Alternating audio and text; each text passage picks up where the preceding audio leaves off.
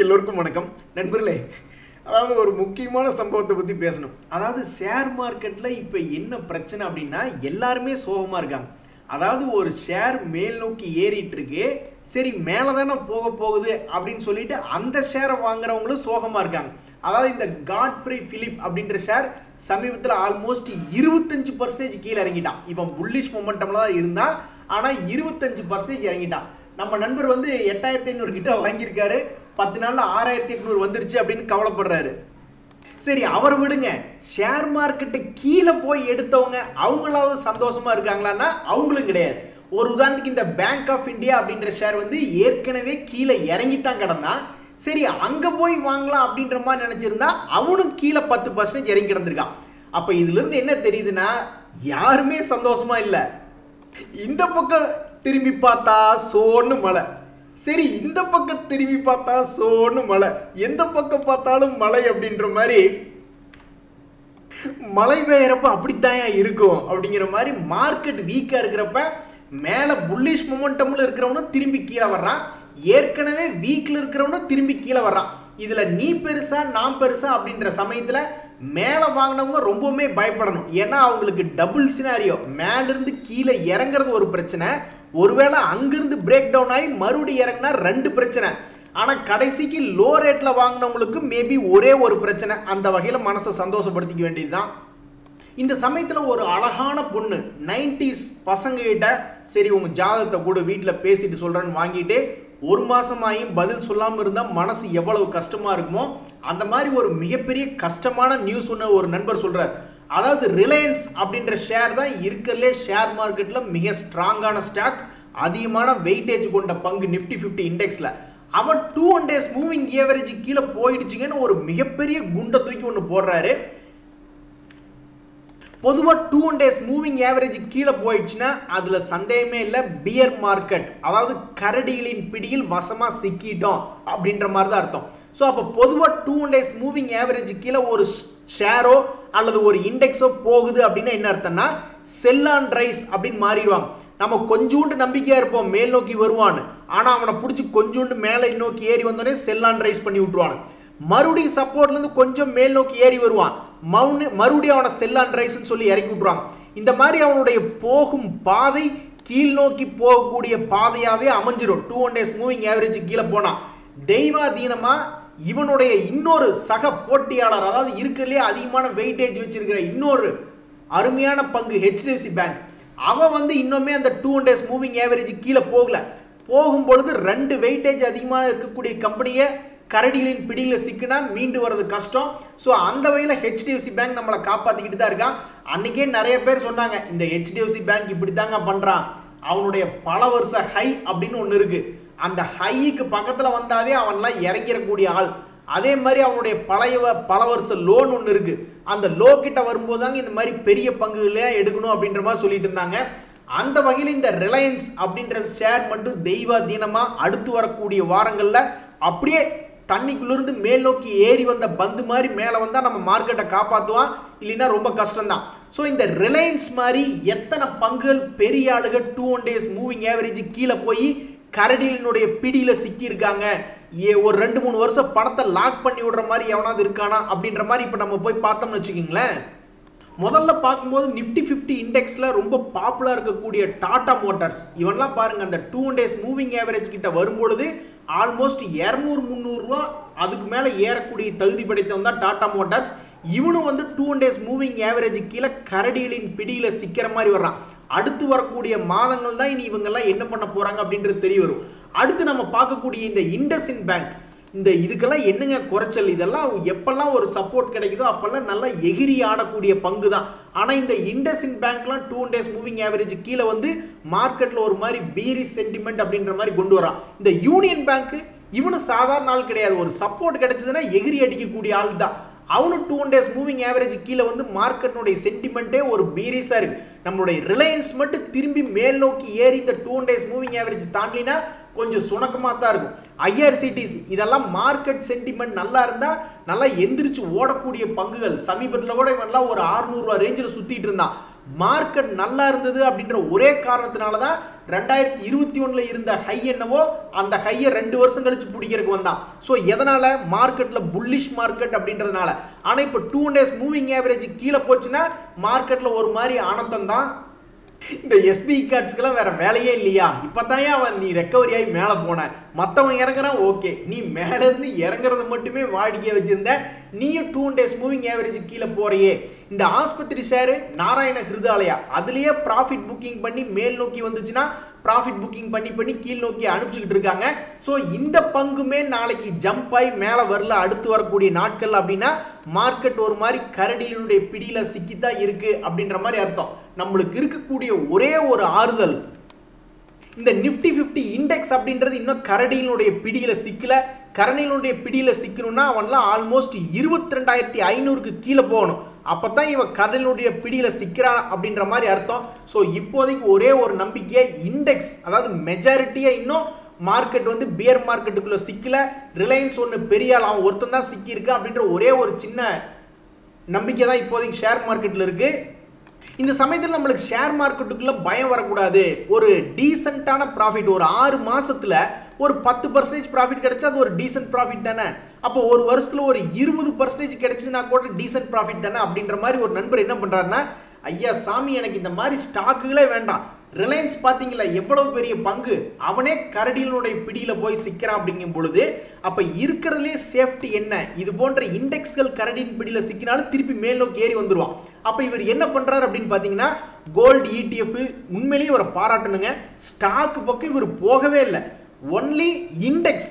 ETF என்ன, அது ஒரு ஃபண்டு தான். அந்த ஃபண்டினுடைய அண்டர்லைன் வந்து இந்த மாதிரி ஏதாவது இண்டெக்ஸோ அல்லது கோல்டோ சில்வரோ அந்த மாதிரி கமாடிட்டி ஏதோ ஒன்று இருக்கு. So Sensex ETF, CPS ETF, oil ETF, metal ETFன்னு ஒன்லி ETF மட்டுமே, அதாவது ஃபண்டுகளை மட்டுமே வாங்குறாரு. நான் டெய்லி ஒரு 3000 ரூபா 2000 to 3000 ரூபாய்க்கு நான் வாங்குவேன். ஒரு இன்ட்ராடே லிமிட் அப்படின்றது ஆல்மோஸ்ட் 20,000 ரூபா அப்படின்ற மாதிரி நான் வச்சுக்கிறேன். என்னைக்கு அது ஒரு 1.5% to 2% வருது நான் அப்போ வித்து விட்டுருவேன் அப்படின்ற மாதிரி சொல்றாரு. என்னதான் மார்க்கெட் இறங்கிட்டு இருந்தாலும் திடீர்னு ஒரு புல் பேக் இருக்கும், அதாவது ஒரு ஷார்ட் கவரிங் இருக்கும். ஒண்ணுமில்லை, நீங்க நிஃப்டி எடுத்து பாருங்க. சில நாட்களுக்கு முன்னாடி கண்டமேனிக்கு கிட்டத்தட்ட 500 பாயிண்ட் இறங்கினான் வியாழக்கிழமை அன்னைக்கு. ஆனா வெள்ளிக்கிழமை அன்னைக்கு பாத்தீங்கன்னா திடீர்னு ஹையை வந்து 25,500 வரைக்குமே வந்தான், 25,485 வந்தான். ஸோ 1% கிடைச்சா தட்டி விட்டு போக வேண்டியதானே. ஸோ ஷேர் மார்க்கெட்ல ஸ்ட்ரெஸ்ஸே வேண்டாம், சிவனேன்னு இருக்கணும்னா இந்த மாதிரி ETFல இன்வெஸ்ட்மெண்ட் பண்ணும்போது அதனுடைய லாபம் என்பது ரொம்ப கம்மியாக வரும், அதே சமயம் சேஃப்டி ரொம்ப அதிகம். மற்ற ஷேர்களை கம்பேர் பண்றதை விட நண்பர்களே இந்த சமயத்தில் தான் ஒரு சந்தோஷமான செய்தி. ஷேர் மார்க்கெட் இறங்கட்டும் அல்லது ஏறட்டும், நம்ம எவ்வளோ இன்வெஸ்ட்மெண்ட் பண்ணியிருக்கோம், நம்ம அதில் பணம் சேர்த்துக்கிட்டே இருக்குமா அப்படின்றதான் முக்கியம். அந்த வகையில் ஒரு நண்பர் வந்து 1 கோடி போர்ட்ஃபோலியோலாம் ஆல்மோஸ்ட் 6 லட்ச ரூபா சேர்த்திட்டாப்ல. இன்னொரு நண்பர் அந்த டார்கெட்டையே கம்ப்ளீட் பண்ணிட்டாப்ல. அதாவது 1 கோடி அப்படின்றது இவர் சமீபத்தில் ஒரு 14 நாளைக்கு முன்னாடி அச்சீவ் பண்ணிட்டார். இனி அந்த போர்ட்ஃபோலியோ பெருசாக ஏறினாலும் பிரச்சனை இல்லை, இறங்கினாலும் பிரச்சனை இல்லை. அவருடைய இன்வெஸ்ட்மெண்ட் அமௌண்ட் அப்படின்றது, இன்வெஸ்ட்மெண்ட் அப்ஜெக்டிவ் அப்படின்றது மீட் அவுட் பண்ணிட்டாப்ல. எங்க ஷேர் மார்க்கெட் என்ன 50% இறங்கிடுமா? நாளைக்கே அவனுங்கெல்லாம் ஒரு பிரச்சனை இல்லை, அல்லது நம்ம நாட்டினுடைய கார்பரேட் ரிசல்ட்ஸ் அப்படின்றது நல்லா வந்துடுச்சு. அதே மாதிரி சைனால இப்போ வாங்கிட்டு இருக்க குரூப் சைனால வாங்க அவனு 10-20% ஏறிட்டு அப்புறம் அங்கே என்ன பண்ணுவாங்க, சைனாக்காரனையும் பிடிச்சி வித்து விட்டுட்டு மறுபடியும் நம்ம இந்தியா இறக்கி கிடக்கா, அப்போ இந்தியாவுக்கு வருவான்னு சொல்லி வருவாங்க. ஸோ என்னைக்கு இருந்தாலும் மேல் நோக்கி போறதா. ஸோ ஒன்ஸ் நம்ம 1 கோடி 2 கோடி 3 கோடி நம்ம போர்ட்ஃபோலியோவில் சேர்த்துட்டோம்னா அவ்வளோதான், அது முடிஞ்சுது. ஸோ நம்ம நண்பர் வந்து நான் விட்ட பாதையை பிடித்து விட்டேன், 1 கோடி சேர்த்து விட்டேன் அப்படின்றாரு. இவங்க 2 பேர்த்துக்குமே கங்க்ராச்சுலேஷன். இதில் நம்ம என்னதான் 1 கோடி 2 கோடி சேர்த்துனாலும் எதிர்காலத்தில் வந்து ஒரு 10 வருஷம் கழிச்சு 10 கோடியே சப்ப மேட்டருங்க அப்படின்ற மாதிரி ஒரு நண்பர் சொல்றாரு. உண்மைதான். அது எப்போ சப்ப மேட்டர்னா, நீங்க ஏதாவது ஒரு சொத்து வாங்க போறீங்க அல்லது பையன் ஏதாவது காலேஜ் அந்த மாதிரி படிக்க வைக்க போறீங்கன்னா அப்போ உண்மையிலேயே எனக்கு தெரிஞ்சே நான் 15,000 ரூபாய்க்கு படிச்ச இன்ஜினியரிங் இப்பெல்லாம் வந்து 1.5 லட்சம் 2 லட்சம் வேணுன்றாங்க. ஸோ 1.5 லட்சம் அப்படின்றது 1.5 கோடியாக எதிர்காலத்தில் தேவைப்படலாம் தான், இல்லையே நான் சொல்லல. ஆனால் சாப்பாட்டுக்கு அப்படின்னு பார்க்கும்பொழுது அந்த காலத்தில் 20-30 ரூபா ஆச்சு, இந்த காலத்தில் மேக்ஸிமம் ஒரு 100 ரூபா 200 ரூபா அப்படின்ற மாதிரி ஆகுது. ஸோ ஃபுட் இன்ஃப்ளேஷன் பெருசாக மாறாது. அதனால ரிட்டையர்மெண்ட் வந்து நம்மளுக்கு நம்ம ஒரு அமௌண்ட் ஒரு 2 கோடி 3 கோடி போகுதுன்னு நம்ம நினைக்கிறது நம்மளுடைய ஃபுட் ரிலேட்டடான மெடிசனல் ரிலேட்டடான எக்ஸ்பென்சஸ் தான், மற்றது கண்டிப்பாக பண்ண முடியாது. உண்மைதான். நம்ம நாட்டில் பல ஜோசியர்கள் இருக்காங்க. திடீர்னு ஏதாவது ஒரு ஜோசியர் வந்து உலகத்தில் உலக வார் வரப்போகுது, ஏன்னா அங்கே எழுதி வச்சிருக்கிறாம்ல சவுத் ஆப்பிரிக்காவில் ஒருத்தர் அப்படின்ற மாதிரி ஏதாவது ஒன்று சொல்லிடுறாங்க. அது மாதிரி நம்ம நண்பர் ஒருத்தர் வந்து 2025 5வது மாதத்தில் வேர்ல்டு வார் வரப்போகுதுன்னு எழுதி விட்டாரு. எனக்கெல்லாம் அடுத்த வேர்ல்டு வார் நடக்கும் அப்படின்றதுலாம் நம்பிக்கையே இல்லைங்க. அந்த மாதிரி சத்தியமாக இல்லை. அதாவது வேர்ல்டு வார் வந்ததுன்னா சாதாரண குண்டுகளை போட்டுருந்தாங்கன்னா யாருக்கும் பிரச்சனை இல்லை. ஆனால் மிகப்பெரிய ஆயுதங்களை போட்டாங்க, அணு ஆயுதங்களை எல்லாம் போட்டால் ஆபத்து தான். ஆனால் அந்த மாதிரி அணு ஆயுதத்தை போடக்கூடிய ஒரு பொறுப்பில்லாமல் இருக்கக்கூடிய நாடுகள் எந்த நாடுகள்ட்டுமே அந்த மாதிரி அணு ஆயுதம் கிடையாது. இப்போ பாகிஸ்தான் நம்மளுக்குமே சண்டை ஏகப்பட்டது. இந்த உலக அரங்கில் வந்து பாகிஸ்தானை தான் யாரும் பெருசாக மதிக்கிறது இல்லை. ஆனால் அவங்களே பொறுப்பில்லாற்றத்தனமாக அவங்க எதுவும் நியூக்ளியர் யூஸ் பண்ணதே கிடையாது. ஸோ அதனால் என்னை பொறுத்த வரைக்கும் வேர்ல்டு வார் வந்தாலுமே ஒரு சின்ன அளவில் தான் நடக்குமே ஒழிஞ்சு உலகமே அழிஞ்சு போகிற அளவுக்குலாம் இப்போ யாரும் மடத்தனமாக இல்லை அப்படின்றத என்னுடைய கருத்து. இந்த உஜ்ஜீவன் ஸ்மால் ஃபினான்ஸ் பேங்க்ல வந்து அந்த மெர்ஜர் நியூஸாக இருந்ததுங்க நண்பர்களே. அந்த மெர்ஜர் நியூஸுக்கு அப்புறம் எந்த விதமான நியூஸும் நான் பார்க்கல. தற்போதைக்கு இந்த ஷேர் வந்து 2 days மூவிங் ஆவரேஜ் கீழே இருந்தாலும் அவன் விடாப்படியாக அவனுடைய சப்போர்ட்டை உடைக்காமல் நின்றுக்கிட்டு இருக்கான் 40 ரூபா ரேஞ்சிலிருந்து. செல் ஆன் ரைஸ் அப்படின்ற கான்செப்டில் டக்குன்னு இவன் ஒரு 40 ரூபாயிலிருந்து ஒரு 50 ரூபா வந்துச்சுன்னா ரொம்ப சந்தோஷமா இருக்கும். அவன் மறுபடியும் விக்கிட்டும் வேண்டான்னு சொல்லல, பட் இப்போ சப்போர்ட்ல இருக்கான். என்னைக்குமே ஞாபகம் வச்சுங்க, மார்க்கெட் இப்படி போனாலும் சரி இப்படி போனாலும் சரி எந்த காலத்தில் வேணாலும் நம்ம சம்பாதிக்கலாம். கரெக்டாக சப்போர்ட் அப்படின்றது வாங்கினோம்னா நாளைக்கு கூட இறங்கிட்டு இருக்கிற மார்க்கெட்டில் ஏதாவது ஒரு சப்போர்ட் அப்படின்றது வாங்கி கரெக்டான ஏறக்கூடிய சப்போர்ட்டாக இருக்கணும். அப்படி இருக்கும்பொழுது லாபம் அப்படின்றது வரத்தான் செய்யும். ஸோ அந்த வகையில் இந்த உஜ்ஜீவன் ஸ்மால் ஃபினான்ஸ் பேங்க் வந்து எக்கு தப்பா ஒரு 50 ரூபாய் தாண்டிச்சுன்னா ரொம்ப சந்தோஷமாக தான் இருக்கும். ஆனால் ஃபர்ஸ்ட் கமெண்ட்லேயே ஒரு நண்பர் குண்டை தூக்கி போட்டார், ரிலையன்ஸ் வந்து 2 days மூவிங் ஆவரேஜ் கீழே போகுது அப்படின்னா மேபி வீக்காக இருக்கலாம் அப்படின்ட்டு. இங்கே பாருங்க, ஒரு நண்பர் வந்து ஐஓபி அப்படின்ற ஷேர் வந்து கிட்டத்தட்ட 65 ரூபாய்க்கு 1.5 லட்சம் ஷேர் அப்படின்றது வாங்கியிருக்காரு. அப்போ 65 ரூபாய் எங்கே இருக்குது அப்படின்னு பார்த்தீங்கன்னா ஆல்மோஸ்ட் இந்த ரேஞ்சில் தான் இருக்குது, ஒரு சப்போர்ட் ரேஞ்சில் தான் இருக்குது. ஆனால் அவருடைய துரதிருஷ்டவசம் இந்த சப்போர்ட் ரேஞ்சிலேருந்து மேல் நோக்கி ஒரு 85 போகாமல் அந்த 2 days மூவிங் ஆவரேஜ் கீழே போகிற மாதிரி காமிச்சிட்டு இருக்கேன் அந்த ஐஓபி. நண்பர்களே, நான்லாம் இப்போ ஒரு முடிவுக்கு வந்துட்டேன். இப்போ என்னுடைய போர்ட்ஃபோலியோ 5 லட்ச ரூபா இருக்குது. என்னைக்காவது ஒரு நாள் அது ஒரு 50 லட்ச ரூபா ஆனோனையுமே அதை வந்து ஒரு கான்சென்ட்ரேட்டட் போர்ட்ஃபோலியோ கொண்டு வந்துடணும். அதாவது நிஃப்டி 50 இண்டெக்ஸு அல்லது டாப் வெயிட்டேஜ் இருக்கக்கூடிய 5 கம்பெனிகள் நிஃப்டி 50 இண்டெக்ஸில் அப்படி போயணும்னு பார்க்குறேன். ஏன் அப்படின்னா கீழே போகிற மாதிரி இருந்தால் நம்ம காலையிலேயே ஒரு வீடியோவில் பார்த்தோமே ஹெட்ஜிங் அப்படின்ட்டு, ஸோ அந்த மாதிரி ஹெட்ஜிங் பண்ணிக்கலாம் சாட்டர்டே வீடியோவில் பார்த்த மாதிரி. அடாடா, தொடர்ந்து நெகட்டிவ் நியூஸாக கேட்டுட்டு இருக்கல. இங்கே பாருங்க, ஒரு நண்பர் கூட வோடஃபோன் ஐடியா அப்படின்றது 13,000 ரூபாய்க்கு வாங்கியிருக்காரு, இப்போ 10 இருக்குது. தொடர்ந்து நெகட்டிவ் நியூஸாக கேட்டுட்டு இருக்கீங்களா, ஒரே ஒரு அருமையான சந்தோஷமான நியூஸ் அப்படின்றது வருது, கிரேட் எஸ்கேப். இந்த மாதிரி நம்ம சமீபத்தில் படிச்சதே இல்லை. ஐஎக்ஸ் அப்படின்ற ஷேர் வந்து இன்னைக்கு காலையில் ஒரு 15% ப்ராஃபிட்டுக்கு விற்று விட்டேன். கடைசியில் பார்த்தா ஒரு ஷேருக்கே 30 ரூபா கம்மியாக ட்ரேட் ஆகிட்டு இருக்கேன், பயங்கரமான கிராஷ் அப்படின்ற மாதிரி சொல்லியிருக்காப்புல. இந்த மாதிரி ஒரு சந்தோஷமான சம்பவம் சமீபத்தில் படிக்கவே இல்லை. நண்பர்களே, கண்டிப்பாக வெளிநாட்டுக்காரங்க நம்ம ஷேர் மார்க்கெட்டில் பணத்தை போட்டு பணத்தை எடுத்துக்கிட்டு போகிறாங்க, அதில் எந்த விதமான மாற்று கருத்தும் இல்லை. உள்நாட்டு முதலாளிகள் அப்படின்னு நீங்கள் சொல்கிறீங்க இல்லையா, நம்ம நண்பர் என்ன சொல்கிறாருன்னா வெளிநாட்டுக்காரங்களும் பெரிய அளவில் தான் பணம் பார்க்குறாங்க, தனிப்பட்ட நபர்கள் 0% அப்படின்றாரு. அப்படி கிடையாது, மியூச்சுவல் ஃபண்டில் போட்டவங்க எல்லாருமே ப்ராஃபிட்டில் தான் இருக்காங்க மோஸ்ட்லி. நண்பர்களே, என்னை பொறுத்த வரைக்கும் சொந்தக்காரங்க கிட்ட கடனை வாங்கிட்டு கடனை கட்டாமல் நம்ம போயிட்டோம்னா நம்ம சாகிறது கூட நிம்மதியாக சாக முடியாது. ஏன்னா ஊர்வலம், இறுதி ஊர்வலத்துக்கு வரும்போது கூட பேசிக்கிட்டு தான் வருவாங்க, இவன் எனக்கு பணம் கொடுக்கவே இல்லைன்னு. ஆக மொத்தம் சாகிறப்ப கூட நம்ம நிம்மதியாக போய் படுக்க முடியாது. அந்த வகையில் ஒரு நண்பர் சொல்கிறார் பாருங்க, பெரம்பலூரில் ஒருத்தர் வந்து 5.5 கோடி ரிலேஷன்ஷிப்ட வாங்கி ஏமாத்திட்டாரு. ஸோ பணத்தை லாஸ் பண்ணிட்டாரு, அவரை அரெஸ்ட்டும் பண்ணிட்டாங்க அப்படின்ற மாதிரி சொல்கிறாப்புல.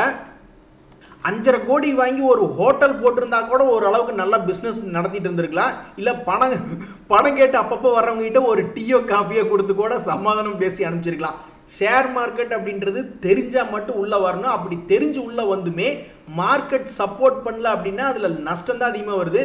நம்ம திருப்பி இந்த மாதிரி நம்ம படிக்கிறோம். யாருமே ஆசைப்பட்டு உங்கள் சொந்தக்காரங்க ஏதாவது ஒன்று சொல்லுவாங்க, இல்லைன்னா உங்கள் ஃப்ரெண்டு வந்து சொல்லத்தான் செய்வாங்க, ஏய் நான் திடீர்னு ஒரு 50 லட்சம் சம்பாதிச்சேன் தம்பி, 50,000 சம்பாதிச்சேன் தம்பின்ட்டு. அந்த நேரத்தில் மேபி அவங்க சம்பாதிச்சிருக்கலாங்க. ஆனால் எல்லா நேரத்துலையும் நம்ம அவங்க சம்பாதிக்கிறது அப்படின்றது ரொம்ப கஷ்டம். ஸோ என்றைக்குமே ஷேர் மார்க்கெட்டில் அடுத்தவங்களை நம்பி பணம் கொடுக்காதீங்க. இதில் ரிஸ்க்கு ஏற்ற ரிவார்டு இருக்குது. ஆனால் ரிஸ்க் வரும்பொழுது பணமே வராது, போட்ட பணமே கும்பா போடுறதுக்கு வாய்ப்பு இருக்குது. இன்றைய தகவல் அனைத்து உங்களுக்கு உதவியாக இருந்தேன்னு எனக்கு சந்தோஷம் தான். ரொம்ப நன்றி, வணக்கம்.